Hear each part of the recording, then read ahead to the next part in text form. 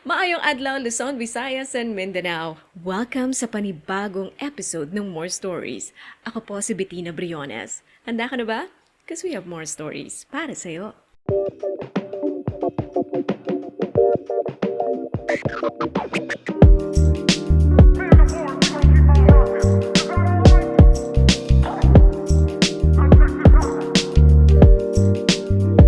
Sanay akong tumingin sa babae at alam ko na agad kung saan ito papunta.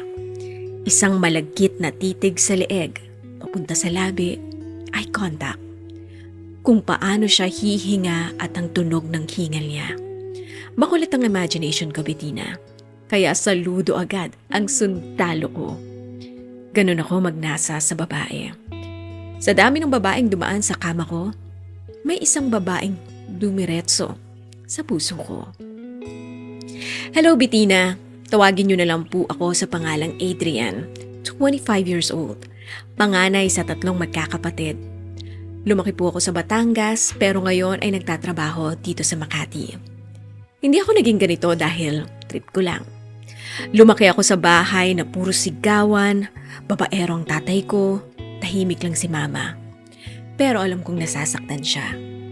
Bata pa lang ako, parang may nabuo ng idea sa utak ko na ganun talaga ang mga lalaki.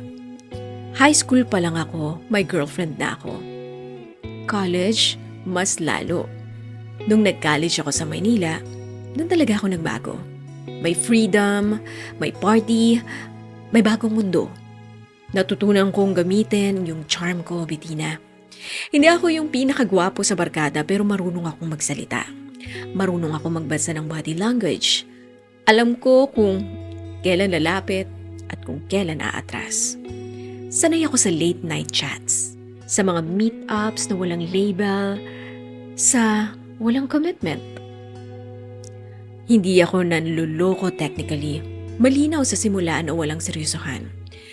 Pero alam ko ring minsan may umaasa. At umaalis ako kapag ramdam ko na nagiging seryoso na ang setup. Pinakamahaba ko na relasyon, siguro mga 6 na buwan. Hanggang sa nakita ko at nakilala si Mira. Office mate ko siya.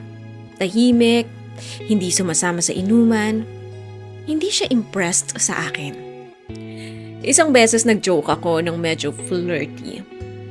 Ngumiti lang siya sabay sabing, hindi ako interesado sa ganyang energy. Doon nagsimula ang lahat. Sa una, challenge lang, pero habang tumatagal, napapansin kong hindi ko siya iniisip sa dating paraan. Hindi ko siya ini-imagine sa kama. Ini-imagine ko siya sa future, Bettina. Ini-imagine ko kung anong paborito niyang ulam, kung pagod ba siya, kung paano ko siya mapapangiti. May bagong lalaki sa department namin. Mas stable, mas maayos ang image. Doon ko unang naramdaman yung takot at hindi ko alam kung saan nanggagaling. Siguro dahil ayoko maagawan o dahil ayoko siyang mawala. Unti-unti kong tinapos yung dati kong lifestyle. Mga casual chats, tinapos ko. Mga lumang kausap, pinutol ko. Hindi dahil pinagbawalan niya ako, kundi dahil ginawa ko yun dahil seryoso na ako. Dapat seryoso ako sa pagbabago ko. Inamin ko sa kanya yung past ko. Hindi ko naman binawasan. Hindi ko nilinis yung kwento. Talagang all out ako. Tinanong niya ako, Bettina, kapag wala na ako, babalik ka dun sa dati? Doon ako natauhan.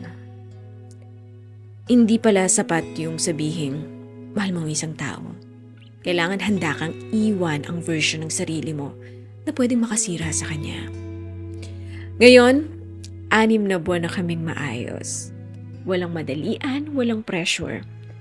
Masaya ko kahit simpleng, sabay lang kaming maglakad pa uwi. Hindi ko hinahanap yung thrill. Walang pagnanasa. Pero meron ka ba sa dibdib ko, Bettina? Alam kong hindi na nangingibabaw sa akin ngayon yung idea na gusto ko siyang makuha. Kundi yung kaba na baka mawala siya.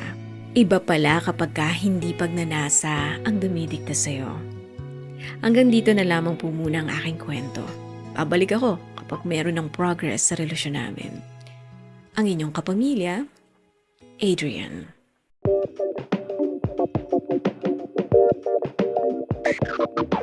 Bago ang lahat, maraming salamat po sa pagtutok ng kwento ni Adrian. At sa kwento mo, Adrian, talagang ako na munang sasaludo sa'yo, hindi muna yung sundalo mo, ako na muna. Kasi nagagandahan ako sa realization mo eh.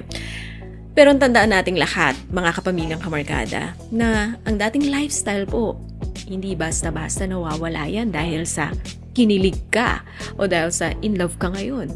Pwede at posibleng bumalik yan. Yung dating ikaw, yung dating babaero, yung dating F-boy, nako, pag pinabayaan mo at hindi mo binantayan, posibleng bumalik ka sa dati. Kaya kailangan maging seryoso ka dito. Kailangan yung decision mo ay sakto talaga na paninindigan ko to. Kaya naman kung talagang seryoso ka, Adrian, disiplinahin mo po yung sarili mo. Kailangan mo yan. Piliin mo araw-araw na magbago. Yun yung pinaka-importanting desisyon talaga na kailangan natin gawin sa buhay natin. Piliin mong magbago. Araw-araw, kahit mahirap, maging consistent ka. Hindi lang sa salita na pangako magbabago ako, pangako tutuparin ko to, paninindigan kita, pagpapatuloy to, kundi dapat mas lalo sa gawa. Nakikita niya dapat yun. Iwasan mo na yung environment na pwedeng humila sa'yo pabalik sa dati mong gawi. Yung mga barkada mo dati, yung mga lugar na pinupuntahan mo dati. Saka ang pinaka-importante sa lahat, talaga, kailangan maramdaman ng babae na hindi siya delikado sa'yo, na hindi mo siya pagsasamantalahan sa mga oras ng kahinaan niya. Kailangan maramdaman niyang safe siya sa'yo. Walang magte-take advantage sa kanya. Yun, yung for me importanteng maramdaman. Nang nililigawan mo, nung jowa mo, hindi pa naman, hindi ko sure kung talagang kayo na kasi hindi malinaw sa kwento kung sinagot ka ba niya or 6 months na kayong okay? Anong klaseng okay? Nililigawan pa rin ba? Yung ganon. Pero dapat yun, panindigan mo yung pakaramdam na ganon. Masaya yun. Masarap yun para sa babae. Basta, sinimulan mo, panindigan na natin, magiging proud kami sa'yo. Ayusin mo ang buhay mo. Hindi lang para dyan sa babae, kundi para na rin sa future mo. Iba kaya yung kilig kapag yung dating bad boy ay nagbago dahil sa'yo. Dahil minahal ka. Diba? Todo yan ma-in love pe. Buhos yan. Kasi hindi lahat ng lalaki kayang magbago at magpigil. Basta ang wish namin para sa'yo at sana laman din to ng prayers mo na if ever man dumating ulit yung time na parang matitempt ka na bumalik sa dati mong gawi, meron ka ng lakas ng loob para harapin yan at sabihin na hanggang doon na lang yun. Hanggang dyan ka na lang. Iba na ako. Diba? At para naman sa mga listeners natin, tandaan natin, makinig ka mabuti. May mga tao talaga na dumadating sa buhay natin, hindi para pandagdag sa listahan natin ng mga nagalaw, tinakasan, niloko, ginamit. Kundi may mga taong dumarating para magstay at magbigay ng direksyon sa buhay mo. Kapag naramdaman mo na yan, kapag nakita mo na yan, pag dumating na siya, naramdaman mo yung love and yung responsibilidad over pagnanasa, ay, iba na yan.